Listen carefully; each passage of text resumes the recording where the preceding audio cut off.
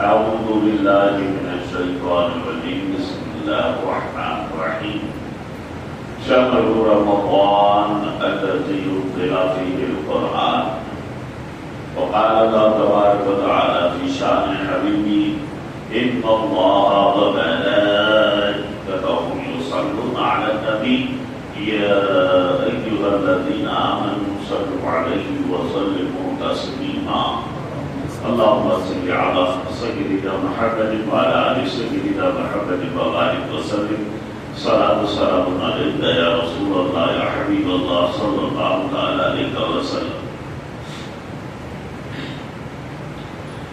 معزز حاضرین کرام،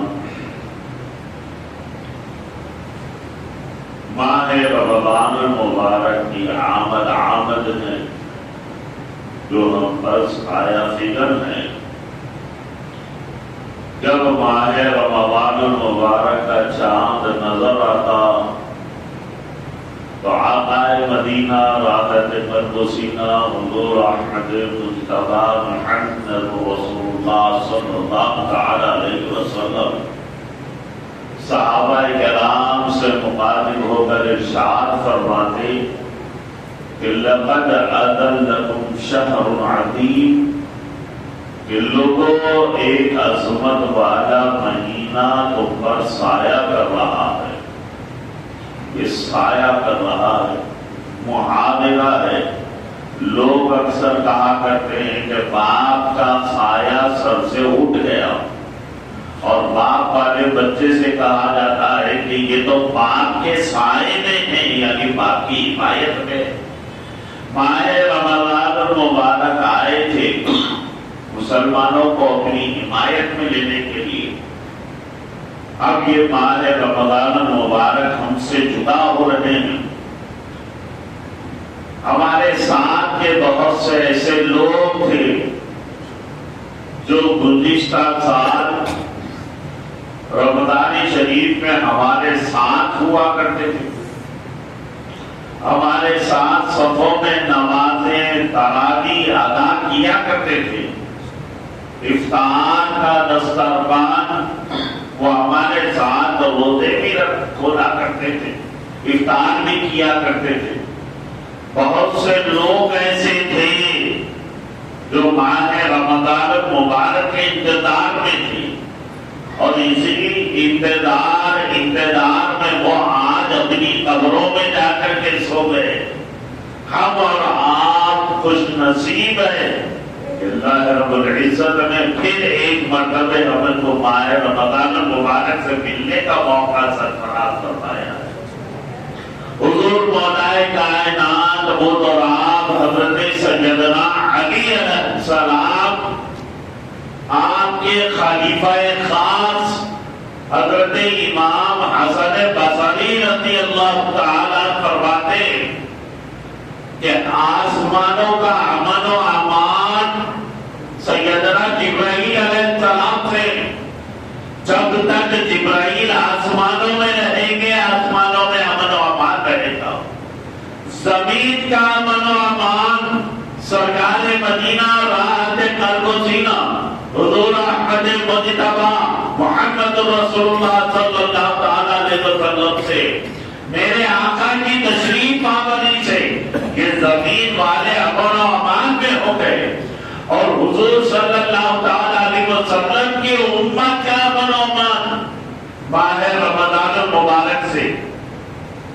جب تک یہ امت رمضان المبارک کی قدر کرتے رہے گی، اس ماہ مبارک کی تعظیم کرتے رہے گی، عظمت کرتی رہے گی، اس ماہ مبارک میں عمل کرتی رہے گی، یہ امت امن و امان میں رہے گی. کیا شان ہے رمضان المبارک کی، کیا شان ہے. آپ اپنے آنکھوں سے دیکھ رہے ہیں کہ مسجدیں کیسی آباد ہے. کوئی نفل پڑھ رہا ہے، نوافل ادا کر رہا ہے، تو کوئی قرآن پاک کی تلاوت کر رہا ہے، کوئی ذکر و اذکار میں مشغول ہے، تو کوئی اپنے گناہوں کو یاد کر کے رو رہا ہے. تو میں پوچھتا ہوں یہ کیفیت یہ حال ماہ شعبان میں نہیں تھی اور میں شوال میں رہے گی. رمضان کے آنے کی اچانک یہ انقلاب کیوں برپا ہو گیا؟ یہ حالات تبدیل کیوں ہو گئے؟ یہ معاملہ پلٹ کیوں گیا؟ آخر اس کی وجہ کیا ہے؟ تو اس کی وجہ یہ ہے کہ یہ ابلیس شیطان جو بہکانے والا ہے، رمضان کا چاند نظر آتے ہی وہ قید ہو گیا ہے۔ اس کے قید ہونے کی وجہ سے ہمارا حال یہ ہو گیا ہے کہ ہمارے دل اولیاء اللہ کے دلوں جیسے ہو گئے۔ ہمارا حال یہ ہے کہ گناہوں کی طرف ہمارا دل نہیں چاہتا، آنکھ نہیں کہتی کہ گناہ کی طرف دیکھے، ہاتھ بھی گناہ کی طرف نہیں بڑھتے، نہ پیر گناہ کی طرف چلتے ہیں۔ ہمارا دل اولیاء اللہ کے دلوں جیسا ہو گیا ہے۔ ہمارے دل کی کیفیت تبدیل ہو گئی۔ کیوں؟ اس لیے کہ وہ ابلیس شیطان جو بہکانے والا ہے وہ قید ہو گیا ہے۔ مگر میرے دوستو، ہمارا ایک اور بھی دشمن ہے، وہ نفس ہے، جو یہ بھی ہمارا دشمن ہے، لیکن ابلیس قید ہونے کی وجہ سے یہ تنہا ہے، اکیلا پڑا ہوا ہے۔ اب ماہ رمضان المبارک جا رہے ہیں اور جاتے جاتے ساتھ کی ساری خوبیاں بھی لے جا رہے ہیں، اور یہ ابلیس، یہ شیطان کیسے آزاد ہونے والا ہے، اب چھوٹنے والا ہے۔ اب جیسے ہی یہ چھوٹے گا، سب سے پہلے گھر کے بیٹی سے چوری کروائے گا۔ گھر کا بیٹی کون ہے؟ گھر کا بیٹی ہمارا نفس ہے۔ ابھی یہ اکیلا ہے، اس لیے دبا ہوا ہے۔ رمضان جانے کے بعد شیطان قید سے آزاد ہونے کے بعد اب یہ کیسے کیسے گناہ سے کرواتا ہے، کیسے کیسے تماشے کرواتا ہے۔ دیکھیں، دو کام ایسے ہیں، نیک کام ہے، لیکن ایک میں نیکی کم ہے اور ایک میں زیادہ۔ لیکن پہلے تو یہ نیکی کا کام کرنے نہیں دیتا، اگر دیا بھی تو وہ کام کرنے دے گا جس میں ثواب کم۔ یہ دشمن ہے جس کو اللہ نے فرمایا کہ تمہارا دشمن، تو کیا اس کے دشمن ہونے میں کوئی حرج ہے، کوئی شک ہے؟ نہیں۔ دشمن بھی کیسا دشمن ہے؟ دیکھو دوستو، آخری وقت ہے، نزا کی کیفیت میں پڑے ہوئے ہیں، ایسے نازک وقت میں بھی یہ شیطان آخر ہمارے ایمان چھیننے کی کوشش کرتا ہے، ایمان چھیننے کی کوشش کرے گا۔ یہ دشمن ہے، بہرحال دشمنی نکالنا چاہتا ہے، وہ دشمنی نکال رہا ہے۔ ماہ رمضان المبارک آئے تھے، کیا شان تھی رمضان المبارک کی، ہمارے دلوں کا حال بدل گیا تھا، کیفیت تبدیل ہو گئی تھی۔ رمضان شریف آئے تھے، چھوٹے چھوٹے عمل پر بڑا بڑا اجر و ثواب ہم کو مل رہا تھا۔ ہم نفل پڑھتے تو فرض کا ثواب ہمیں مل رہا تھا، فرض پڑھ رہے تھے 70 فرضوں کا ثواب ہمیں دیا جا رہا تھا۔ اب ماہ رمضان المبارک جا رہے ہیں، ساتھ کی ساری خوبیوں کو بھی لے جا رہے، اب فرض کا فرض ملے گا، نفل کا نفل ملے گا۔ قرآن پاک کی تلاوت کیا کر رہے تھے کہ دل کا زنگ، دل کا خیر دور ہو رہا تھا۔ قرآن پاک کی تلاوت میں ایک ایک حرف پر 10 نیکیاں ہم کو عطا کی جا رہی تھی، 10 نیکیاں مل رہی تھی۔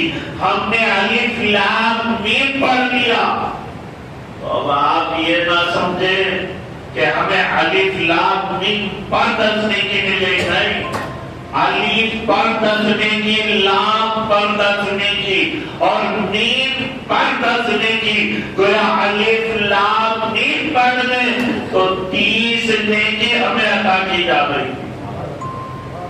بات بزرگان دین نے تو یہاں تک فرمایا ہے کہ اگر آپ الف لکھ لیں حرف کے ساتھ تو لکھنے میں 3 حرف لگتے ہیں، الف لام فا 3 حرف لگے، لام لکھنے میں 3 حرف لگتے ہیں، لام الف میم، اور میم لکھنے میں 3 حرف لگتے ہیں، میم یا میم۔ تو جہاں لکھنے میں 3 حرف لگتے ہیں تو رب کی رحمت کا یہ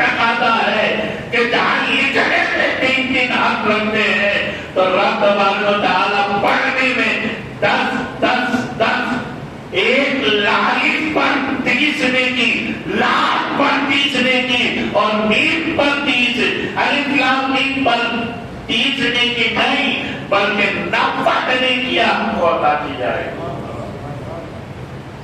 یہ کرم تھا، یہ رحمت کی بارش تھی.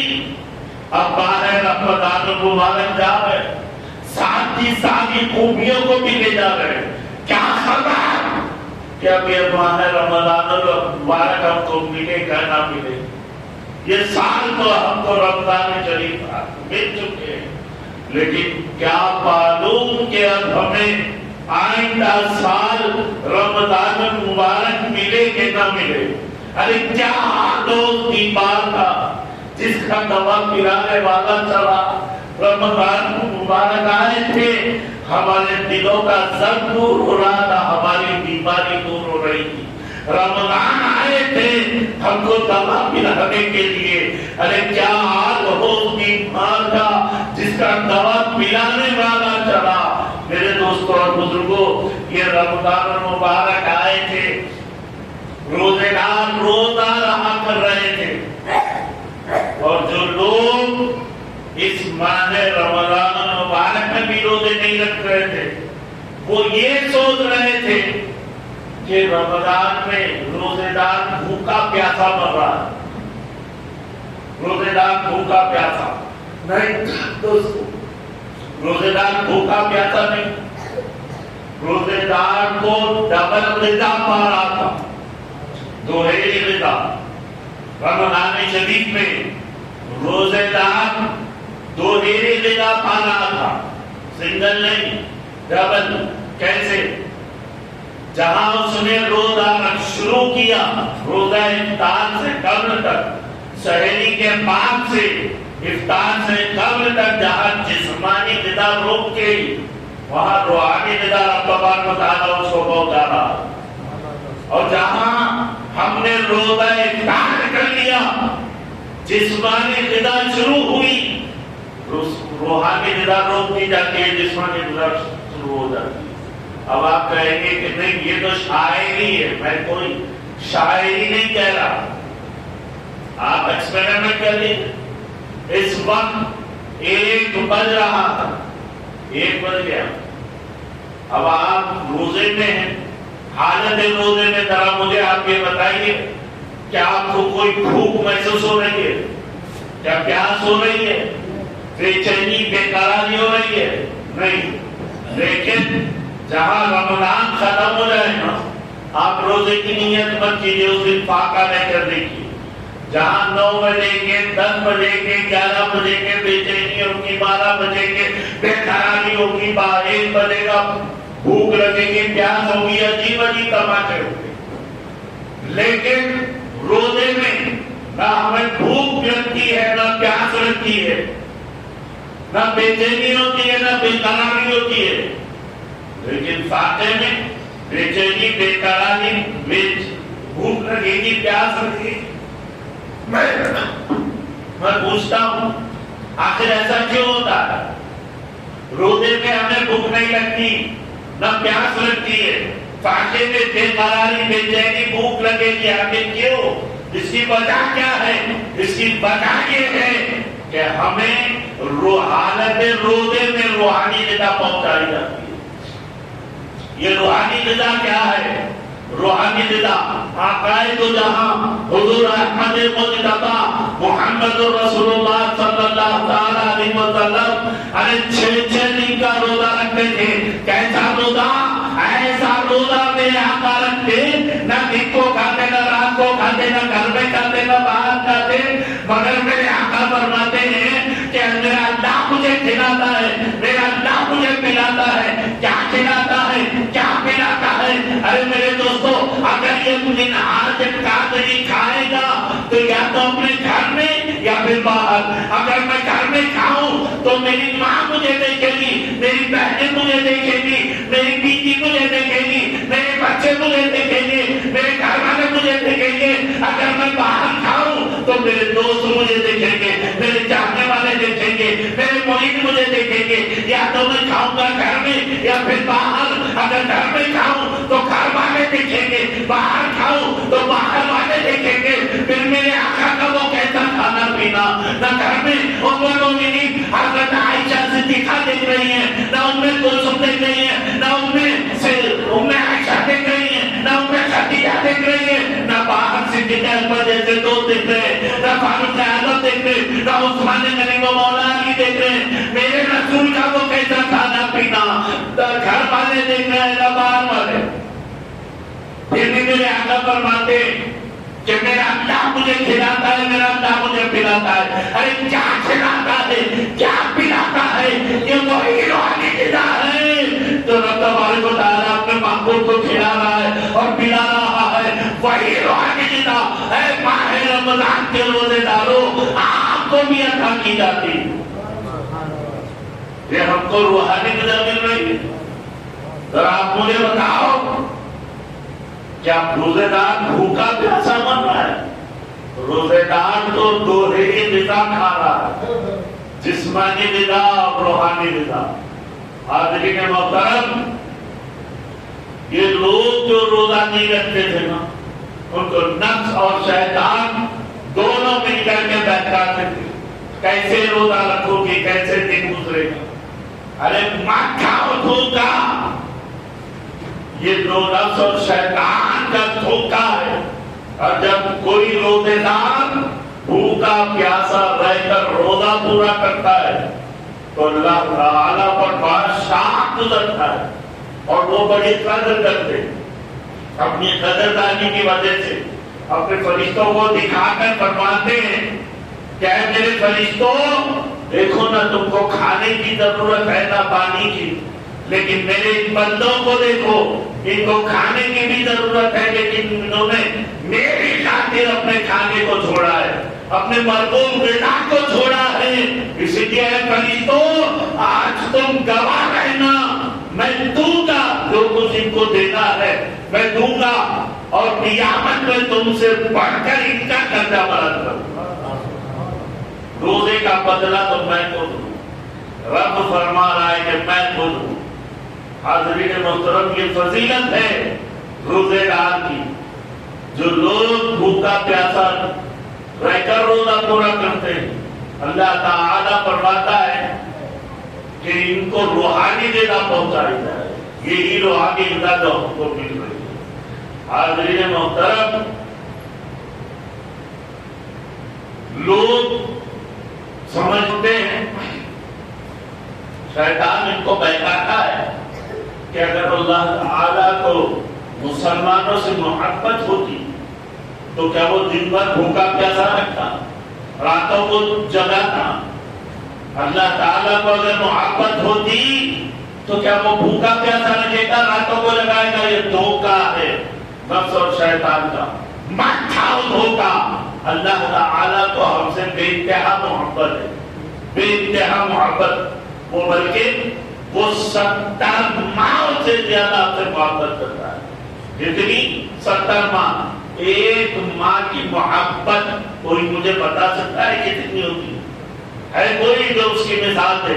بھائی مثال کے طور پر ایک گلاس میں اگر آپ پانی بھر لیں، ایک گلاس پانی سے بھر لیا جائے تو پھر اس کو ماپا جا سکتا ہے کہ گلاس کی ویڈتھ کتنی ہے، اس کی ڈپ کتنی ہے، ماپ سکتے ہیں۔ تالاب کی ویڈتھ اور اس کے ڈپ کو ہم ماپ سکتے ہیں، اس کی گہرائی کو، اس کی چوڑائی کو ماپا جا سکتا ہے ایک تالاب کی۔ لیکن ذرا مجھے بتاؤ، کیا کوئی سمندر کی گہرائی کو ماپ سکتا ہے؟ ہے کوئی جو ایسا میٹر بنا ہو جو سمندر کی گہرائی کو ماپے؟ ہرگز نہیں، کوئی سمندر کی گہرائی کو ماپ نہیں سکتا۔ تو سنو، ایک ماں کی محبت سمندر کی طرح ہے جسے کوئی ماپ نہیں سکتا، تو رب تبارک و تعالیٰ تو 70 ماہوں سے زیادہ محبت کرتا ہے۔ اس کی محبت کو کون پہچان سکتا ہے؟ یہ اسی کی محبت کا تقاضا ہے کہ وہ ہم سے روزے رکھوا رہا ہے، تراویح پڑھوا رہا ہے۔ کیوں؟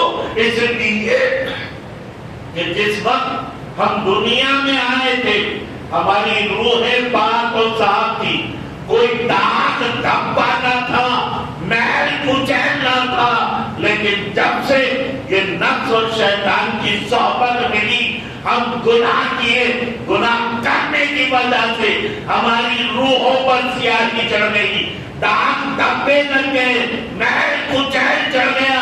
اب اس سیاہی کو دور کرنے کے لیے کوئی سامان نہ تھا سوائے دوزخ کی آگ کے۔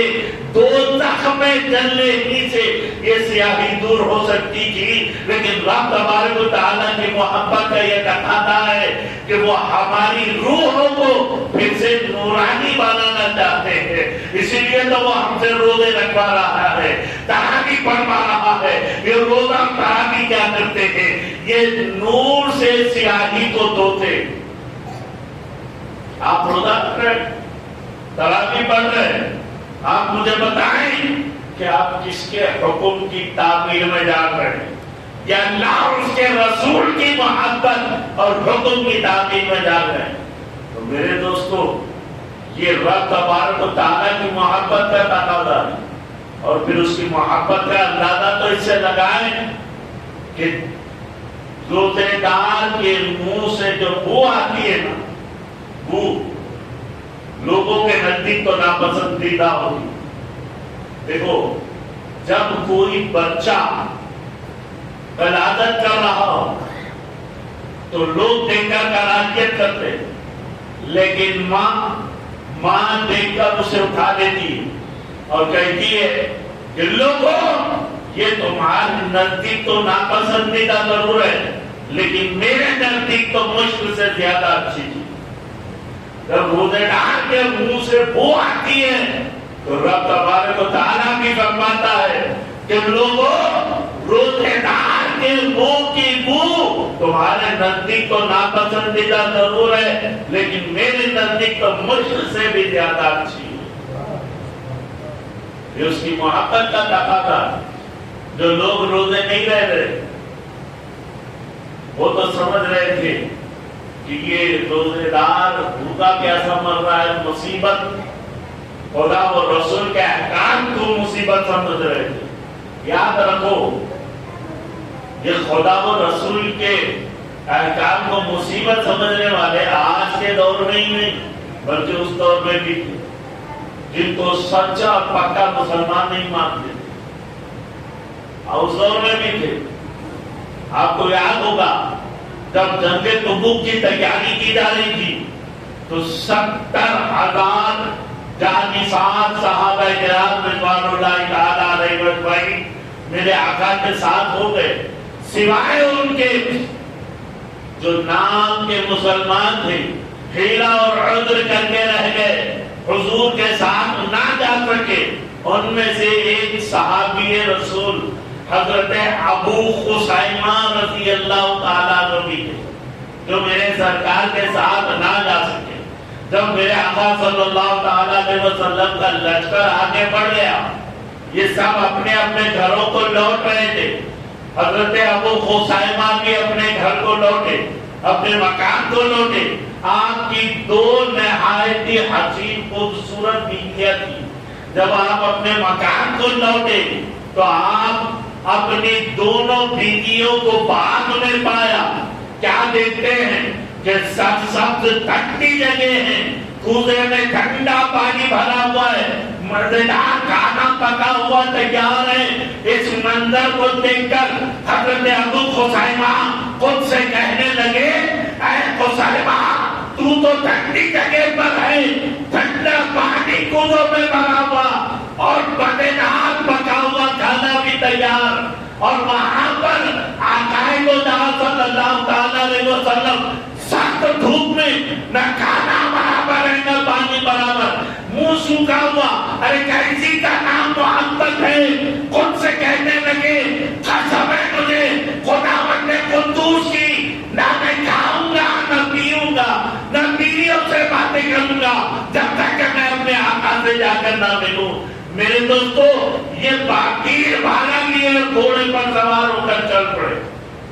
آپ جانتے ہیں یہ کہا جا رہے ہیں، یہ اللہ و رسول کی محبت کا اللہ اپنی جان نثار کرنے کے لیے جا رہا ہے. جس طرح ایک بچہ ماں کی آغوش میں پہنچ کر اپنے دکھ درد بھول جاتا ہے، اسی طرح یہ حضور کی آغوش میں پہنچ کر سارے دکھ درد بھول جاتے ہیں اور میرے آقا دعا دے کر اپنی غلامی میں قبول فرما رہے ہیں. سوائے ان کے جو نام کے مسلمان تھے، ہیلا اور عذر کر کے رہ گئے، حضور کے ساتھ نہ جا سکے اور بن ثابت بڑے خوش بھی تھے، اپنی جان چل جانے پر خود کو بڑا ہوشیار سمجھ رہے تھے. اوروں سے بھی یہ کہتے تھے کہ دیکھو گھر سے مت نکلو، دھوپ بہت تیز ہے، لو لگ جائے گی. ایسے حال میں ارشاد خداوندی ہوا کہ اے پیارے حبیب آپ ان سے فرما دیجئے کہ جب ان کو دنیا کی گرمی برداشت نہیں تو پھر جہنم کی آگ کی گرمی کو کیسے برداشت کرو گے؟ جہنم کی آگ کی گرمی جانتے ہو جہنم کی آگ کیسی آگ ہے؟ 70 مرتبے آب رحمت میں دھوئی ہوئی یہ دنیا کی آگ ہے. جب اس کی گرمی تمہیں برداشت نہیں تو پھر جہنم کی آگ کی گرمی کو کیسے برداشت کرو گے؟ یاد رکھو جو لوگ کہتے ہیں کہ دھوپ کالا تیز ہے، کیا ایسے حال ایسے موسم میں بھی روزہ رکھا جا سکتا ہے؟ ارے یاد رکھیں موسم کے عذر سے خدا و رسول کے احکام ٹل نہیں سکتے. ہاں جہنم کی آگ ٹل سکتی ہے خدا و رسول کے احکام پر عمل کرنے سے.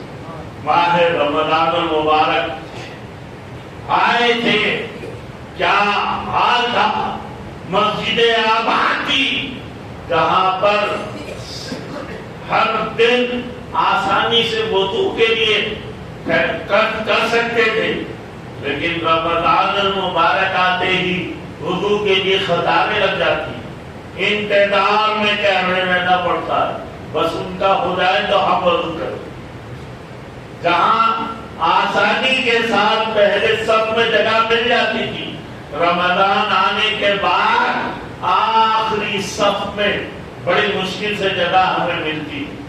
اب ماہ رمضان المبارک جانے کے بعد پھر آپ دیکھیں مسجدیں سنسان ہو جاتی ہے، بازاریں آباد ہو چکے. اچھا پہلے کا حال تو یہ تھا کہ کم از کم رمضان شریف تو پورا مسلمان مسجد میں ہوا کرتے تھے، لیکن اب کیا حال ہو گیا؟ پہلا جہاں پر ہو گیا مسجدیں جو فل رہتی تھی بس خالی ہونا شروع ہو جاتی. دوسرے دہر تک پوری مسجد میں تقریباً خالی. آباد ہوتے ہیں تو بازاریں آباد ہو جاتے ہیں، مسجدیں خالی ہو جاتی ہے. حاضرین محترم حال یہ ہے ماہ رمضان المبارک آئے تھے، رب تبارک و تعالیٰ کی رحمت جو اس پر تھی، اللہ تعالیٰ اپنی خصوصی رحمت کا نزول فرما رہا تھا. رمضان المبارک کے آتے ہی جہنم کے دروازے بند کر دیے گئے تھے، جنت کے دروازے کھول دیے گئے تھے. ہر روز کروڑہا کی مغفرت ہو رہی تھی. اب ماہ رمضان المبارک جا رہے ہیں اور جاتے جاتے اپنے ساتھ کی ساری خوبیوں کو بھی لے جا رہے ہیں. رمضان آئے تھے، ہمارے دلوں کی کیفیت بدل گئی تھی. اب جاتے جاتے ساری نعمتیں ماہ رمضان المبارک لے جا رہے ہیں. جو لوگ ماہ رمضان المبارک میں روزے رکھا کرتے، سحری کیا کرتے تھے، ارے ان کا جب بیٹیاں تلتی تھی تو سحری کا کھانا اگر نیکیاں کم پڑ جائے تو رمضان المبارک لا کر کے نیکیوں کے پھڑلے میں ڈال دیتے اور نیکیوں کا پھڑلا جھک جاتا. رمضان المبارک اب جدا ہونے والے، ہائے کیا حال ہو اس بیمار کا جس کا دوا پلانے والا چلا. ماہ رمضان المبارک جا رہے ہیں، اب کیا ہوگا؟ رمضان میں جو لوگ روزہ رکھا کرتے تھے، تراویح پڑھا کرتے تھے، جب وہ اپنی قبر میں ہوں گے تو رمضان آ کر کے ان کی مدد کریں گے. پلسرات پر بھی مدد کی جائے گی، الغد ہر جگہ ہر مواقع پر رمضان آ کر کے مدد کریں گے.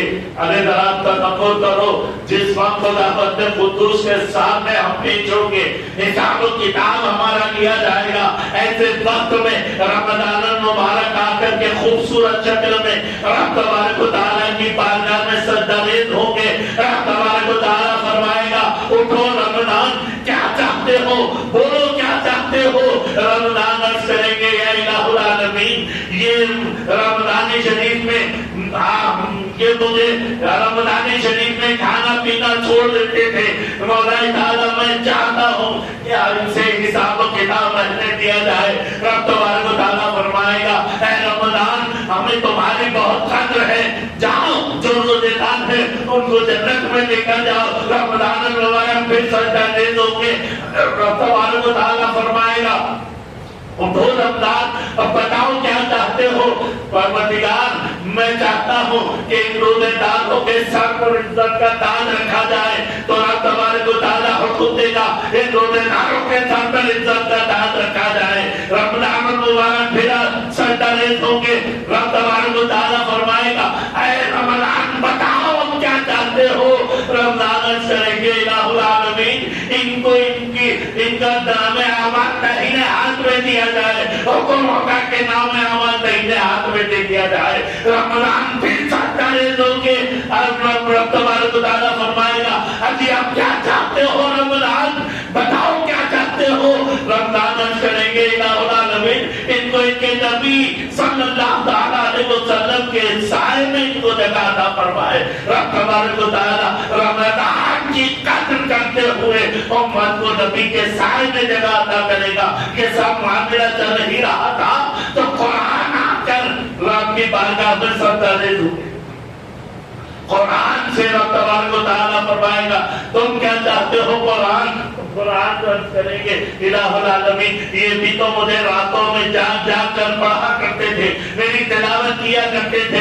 آپ نے جو کچھ بھی دیا ہے وہ رمضان کو دیا ہے. مجھے بھی تو یہ پڑھا کرتے تھے, راتوں کو جاگا کرتے تھے. مجھے بھی تو ان کی شفاعت اور ان کو جنت کے اعلیٰ درجات عطا کر دیا جائے. رب تبارک و تعالیٰ ان کی شفاعت قبول فرمائے گا. یہ ہے ماہ رمضان جو ہم سے جدا ہونے والے.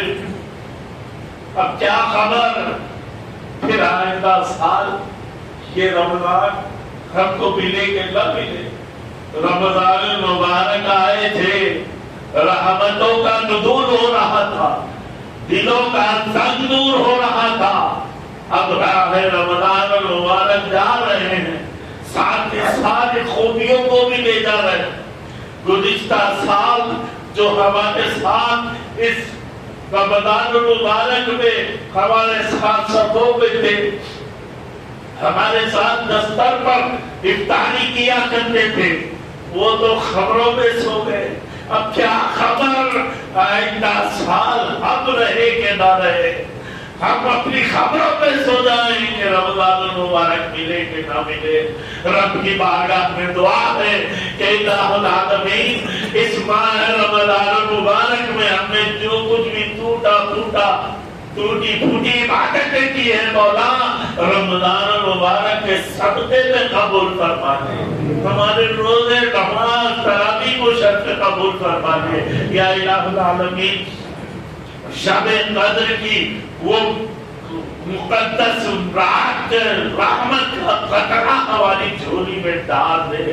پروردگار ہم گناہگار ہے, سیاہکار ہے, بد کردار ہے مولا.